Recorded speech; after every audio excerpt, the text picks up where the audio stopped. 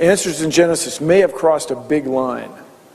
Their job application requires you to testify to your Christian faith. And which, by the way, isn't the whole Noah's Ark thing, isn't that all Old Testament? I'm not a big Bible guy, but I'm told. Isn't that before Jesus got the gig? Yeah. Yeah. I'm sorry. I mean,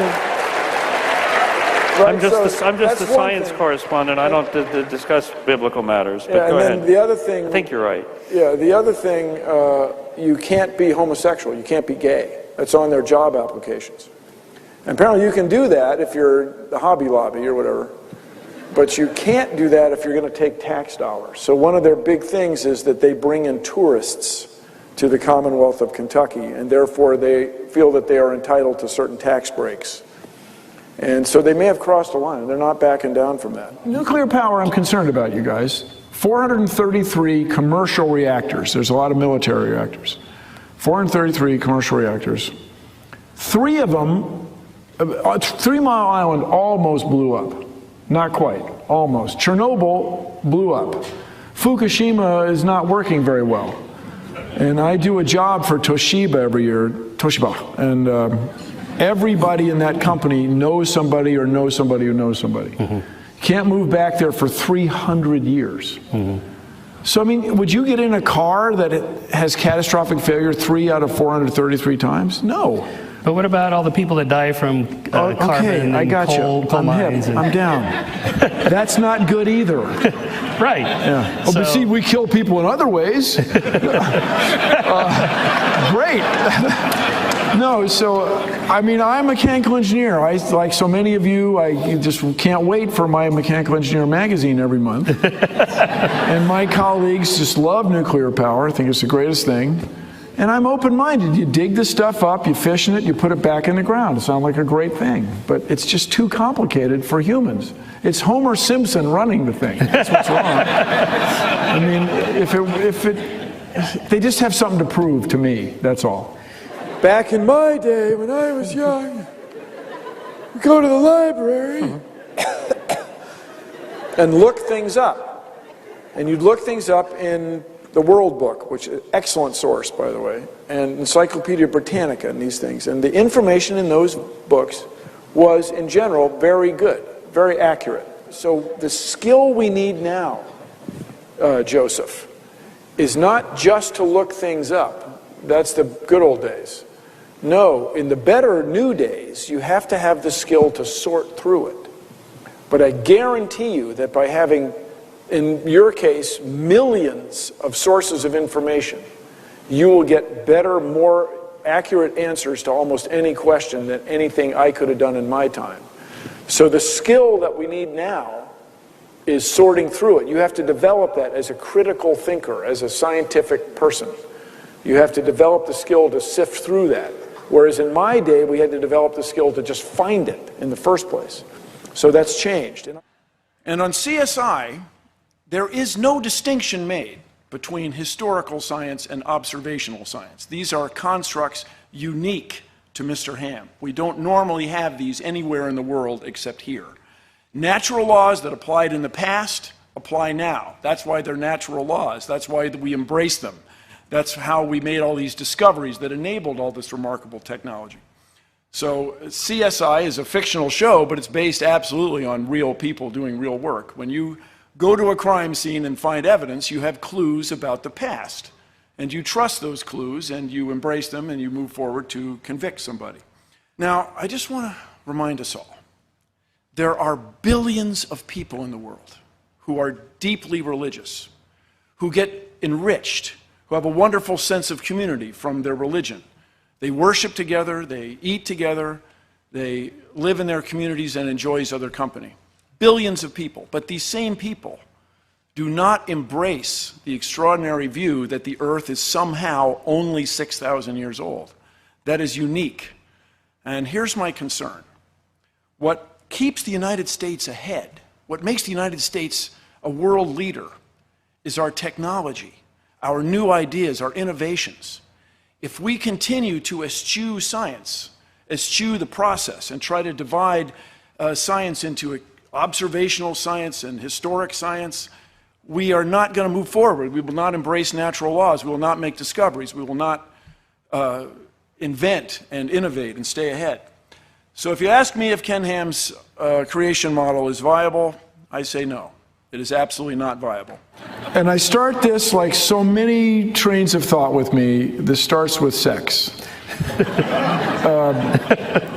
That the best idea anybody has as to why anybody has sex, whether you're a sea jelly, a dandelion, a jacaranda tree, the reason you have sex is to get a new combination of genes. A radically new combination of genes that your enemy is not lions and tigers and bears. They can be trouble, first to admit. Oh my. But your enemy is germs and parasites. That's what's going to get you. And Ebola would be a classic example. So by having a new combination of genes, living things apparently are able to stay just slightly ahead of the mutating germs and parasites.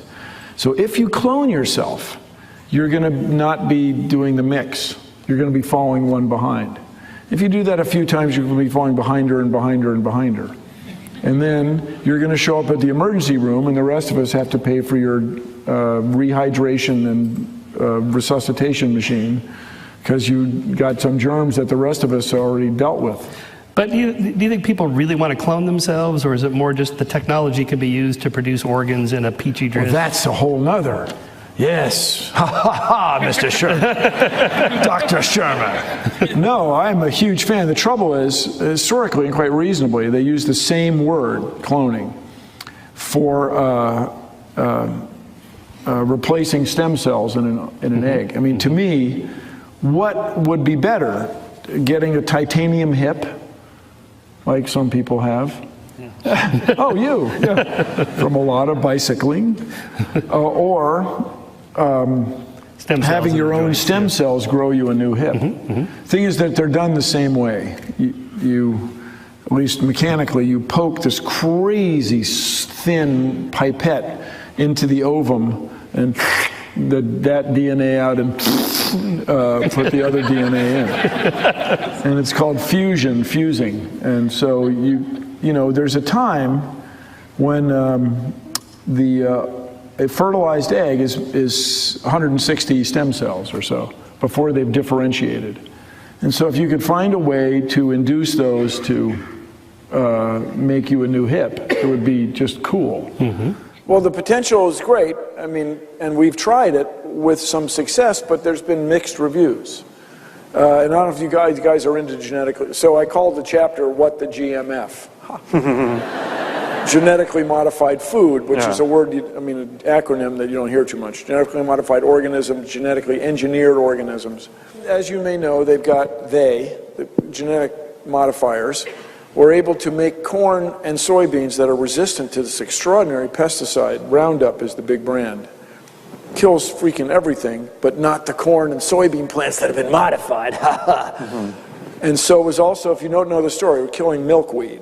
And you know how if you're a monarch butterfly, milkweed pollen is the best.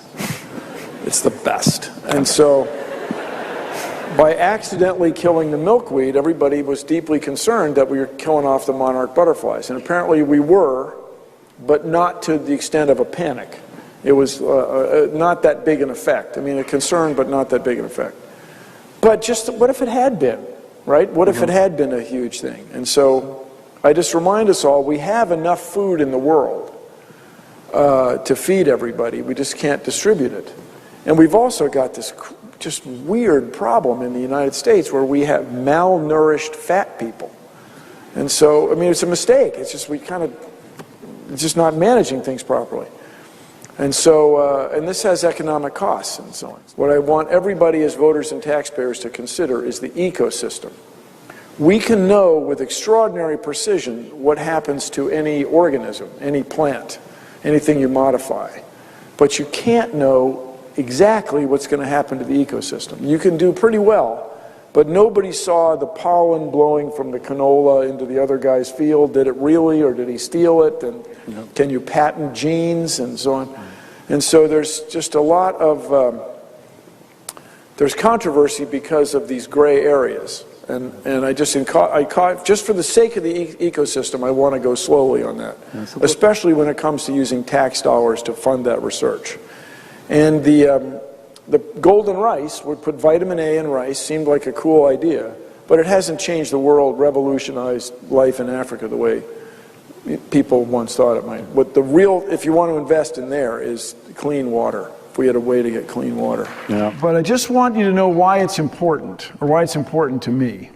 It wouldn't matter if we had some extraordinary people who live outside of the mainstream and consider this a religious business that they're in, and they really are out to save people and spend their intellect and treasure doing that. But understand that really in the back, or the basis, or the thing that they work very hard at Answers in Genesis, is indoctrinating young people, indoctrinating science students. These look like science tests, right? You get the Tyrannosaurus, the Stegosaurus, here's electricity, a clumped particle, a changed particle, the potential in circuits with multiple paths. This looks like science, right? There's an AND gate, so on. But in the back of all that, and the Earth is 6,000 years old, which is not true.